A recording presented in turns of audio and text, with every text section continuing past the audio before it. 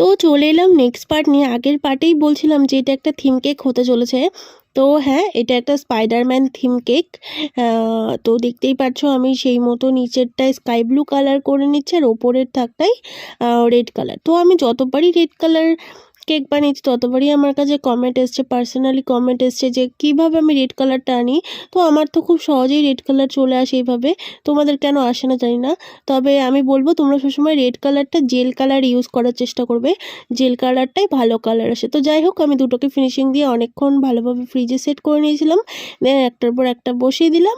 আর এবার এটাকে আমি ফাইনাল লুক দিয়ে দিচ্ছি, মানে যে মাকড়সার মতো যেই ওয়ার্কটা আছে সেটা করে নিচ্ছি। আর এটা করতে গিয়ে যে এত হাত ব্যথা হয়ে যায়, তো স্পিডটা তো প্রচণ্ড বাড়িয়ে দিয়েছি তাই জন্য মনে হচ্ছে তাড়াতাড়ি, বাট প্রচুর কষ্ট হচ্ছিল এটা করতে। আর এই ছিল কেকের ফাইনাল লুক। এরকম নতুন নতুন কেক দেখার জন্য অবশ্যই আমার চ্যানেলটাকে সাবস্ক্রাইব করে দাও। দেখা হচ্ছে নেক্সট ভিডিওতে।